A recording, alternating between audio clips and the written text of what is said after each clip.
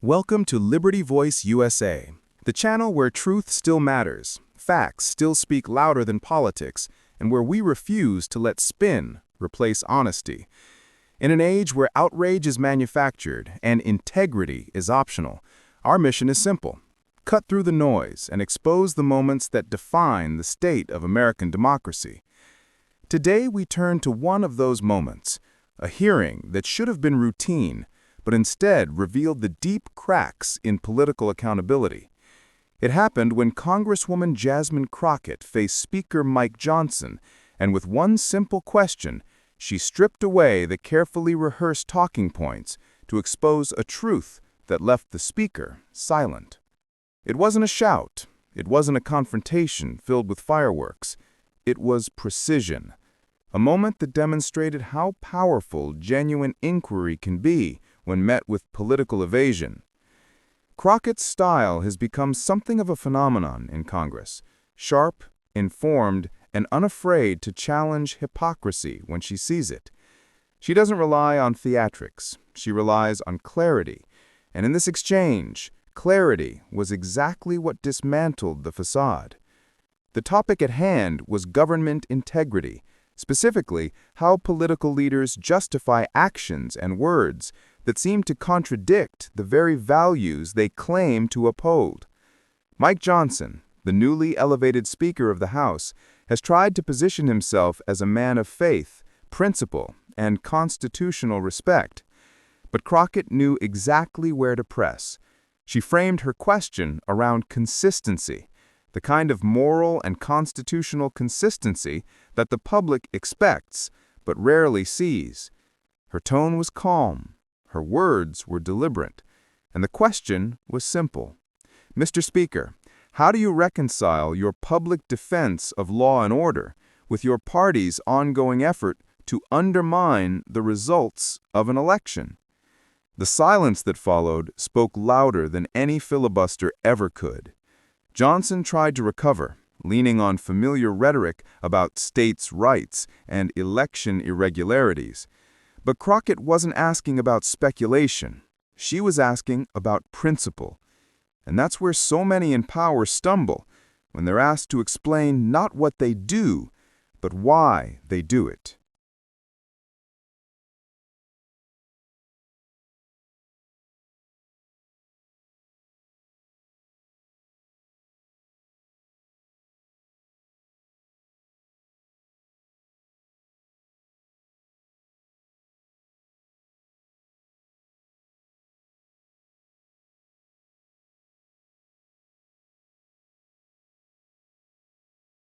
Johnson's background as a constitutional lawyer should have equipped him for the question. Yet in that moment, his response revealed something deeper, a pattern of selective interpretation. He spoke about defending democracy, but his record, especially his actions surrounding the 2020 election, tells another story. As one of the key architects behind efforts to challenge legitimate electoral votes, Johnson has often walked a line between faith-driven rhetoric and legally questionable conduct. Crockett's question forced him into that uncomfortable space, where moral justification meets constitutional contradiction. Observers in the room noticed the shift. The Speaker's usual confidence wavered. The moment wasn't about humiliation, it was about exposure. Crockett didn't grandstand, she didn't interrupt, she simply waited. And in that silence, the illusion of moral authority began to crack. Political analysts later described the exchange as a masterclass in congressional accountability, not because it was loud, but because it was quiet and controlled. Crockett's calm demeanor created a contrast that magnified the Speaker's evasiveness.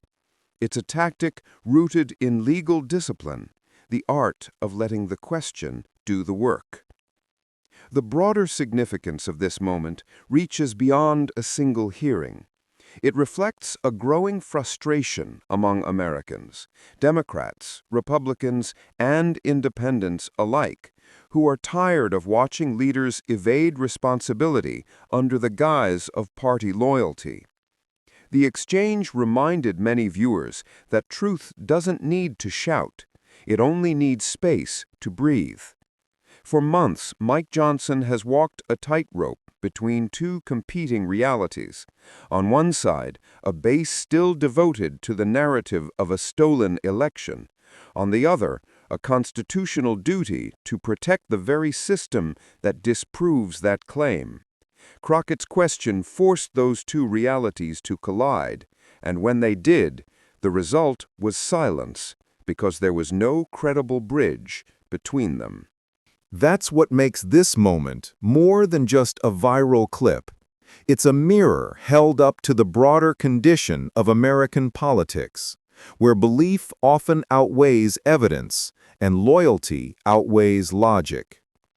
Crockett's composure reminded viewers that courage in politics isn't about volume, it's about precision, persistence, and an unwavering commitment to truth. In the days following the hearing, pundits on both sides tried to spin the event. Some accused Crockett of grandstanding. Others praised her for exposing what they saw as institutional hypocrisy. But beneath the commentary lies a simple fact. Accountability should never be seen as partisan. When elected officials are asked direct questions about their actions, the public deserves direct answers. Anything less undermines the foundation of democracy. Crockett's rise in Congress has been marked by moments like this, where she turns what seems like a routine exchange into a moral crossroads. Her approach is not rooted in anger, but in clarity, something increasingly rare in a political culture fueled by noise. She understands that every word spoken in that chamber carries weight, and that truth, when delivered calmly, can still cut through the thickest political armor. For Mike Johnson, this exchange was more than an uncomfortable few minutes. It was a reminder that leadership cannot coexist with selective truth. His silence wasn't just personal hesitation. It was symbolic of a broader political paralysis that grips Washington today. A paralysis created when the pursuit of power eclipses the responsibility of service. What Crockett exposed was not just a momentary lapse of judgment, but a pattern where moral conviction is often used as a shield for political convenience. It's a tactic that's been perfected over decades, invoking faith, freedom, and patriotism to justify policies or actions that betray the very meaning of those words. Her question didn't attack Johnson's faith. It illuminated how often faith is invoked to excuse contradiction.